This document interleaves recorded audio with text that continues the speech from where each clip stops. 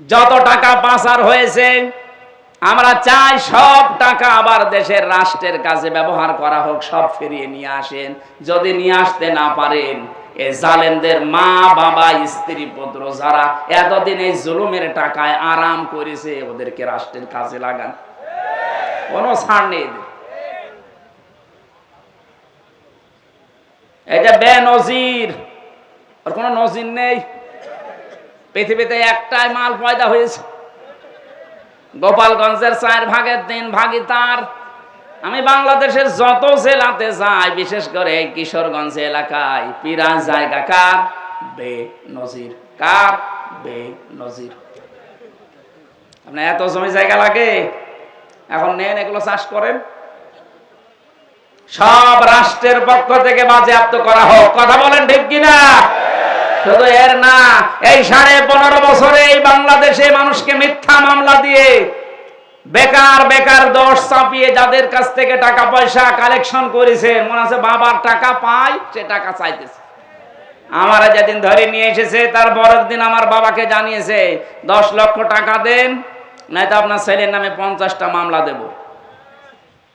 এই যে মাদারীপুরের এলাকায় বাড়ি, কাউন্টার টেররিজমের প্রধান ছিল আসাদুজ্জামান আর এই মনিরুল ইসলাম, গোপালগঞ্জে।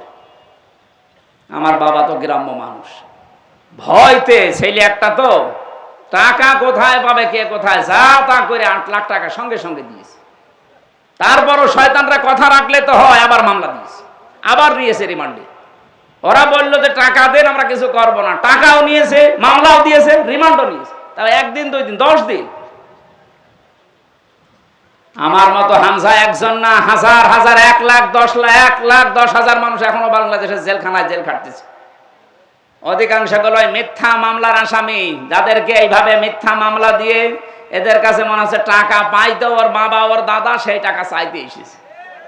এভাবে যারা টাকা পয়সার মালিক হয়েছেন, এই টাকা সব যেন রাষ্ট্রের পক্ষ থেকে ঘরত নেওয়া হয়।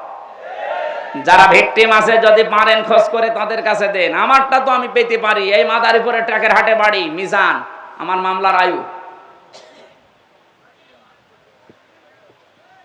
আমি চাই আমাকে যেহেতু বেকসুর খালাস দিয়েছে আদালত, তার মানে আমার কোনো দোষ পাইনি। কথা বলে না কেন? কোনো দোষ পাইনি, যে মামলায় নিয়েছিল কোনো দোষ নেই, এই জন্য তো বেকসুর খালাস দিয়ে দিয়েছে। সুতরাং আমি যেহেতু নির্দোষ প্রমাণ হয়েছে দেশের আদালতে, আমার বিপক্ষে মামলার আয়ু থেকে একেবারে ওই যে হাত খোলা, ওই পর্যন্ত যারা জড়িত ছিল তাদেরকে আমি 3 বছর জেলে দেখতে চাই। কোনো শাস্তি নেই, এটাই তাদের শাস্তি। আর আমার বাবা যেহেতু 8 লাখ টাকা দিয়েছে, আমরা এদের কাছে প্রত্যেকের কাছে 8 লাখ টাকা চাই, দেন। টাকা বাবার টাকা সব কামাই করিস,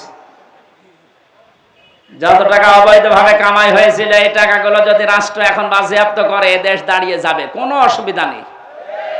ডক্টর মোহাম্মদ ইউনূস জানিয়েছে যত টাকা পাচার হয়েছে 3 ভাগের 4 ভাগের 3 ভাগ টাকা অলরেডি আসা আরম্ভ হচ্ছে, প্রক্রিয়া আরম্ভ হয়ে গেছে। আর 1 ভাগ বাকি আছে, ওইটাও নিয়ে আসা হবে। যারা নিয়ে আসতে পারবে না, সারা জীবন এই দেশের গোলামি করা লাগবে। টাকা আত্মসাৎ করবা।